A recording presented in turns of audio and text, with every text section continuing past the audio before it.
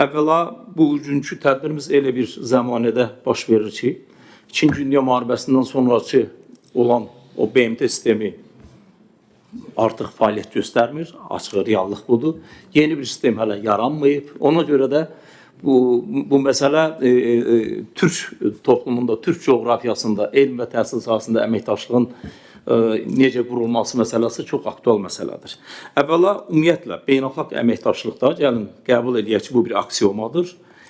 Hər hansı bir əməkdaşlığın humanitar bazası olmadan mümkün deyildir. Bu iqtisadi olsun, siyasi olsun, digər sahələrdə olsun və s.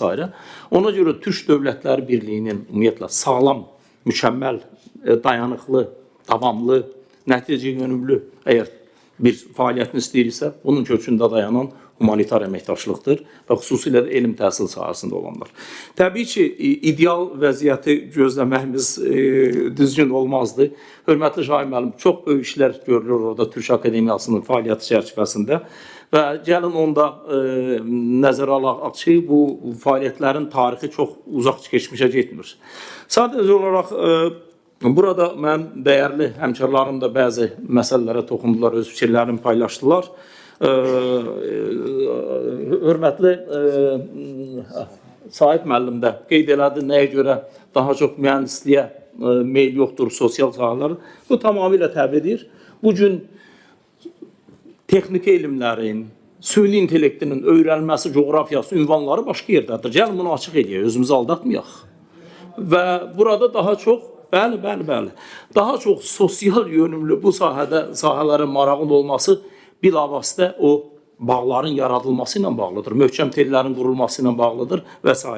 Və elm və texnologiya sahəsində bizi birləşdirən araşdırma hörmətli Şahin müəllim, Xəzərin problemləri bu coğrafiyanın ümumi problemləridir.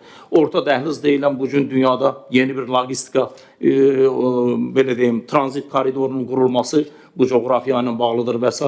Bilavasitə təmsil edədim, ali məktəbdə bilavasitə logistika ilə, bu sahə ilə bağlı tədqiqatları aparan bir ali məktəbdir. Və təbii ki, önümüzdə örnək olabiləcək kifayət qədər mükəmməl platformalar vardır.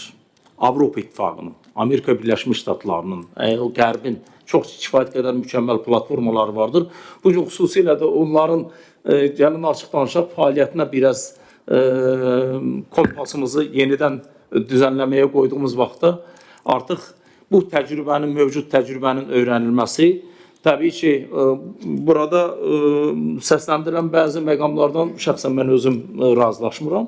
Xüsusilə də təhsil sistemləri arasındakı fərqin ən ciddi mani olması ilə bağlı və bizim Avropa İttifaqı ilə, Amerika Birləşmiş Ştatlarının universitetləri ilə əməkdaşlığımıza heç nə mani olmadı, amma vaxtilə əksəriyyəti Türkiyə xaric, əksəriyyəti bu ölkələrin Sovet Çin elindən çıxmış ölkələrdirlər, vahid bir təhsil sisteminə malikdirlər və s.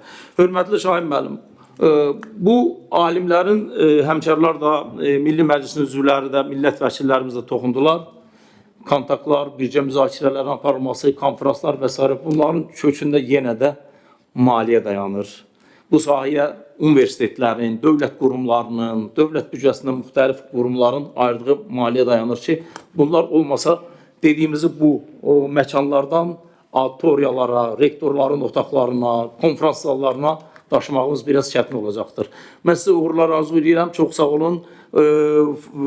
Akademiyanın, Türk Akademiyasının, bütövlükdə Türk Dövlətlər Təşkilatının gələcəyinə uğurlar arzu edirəm. Sağ olun.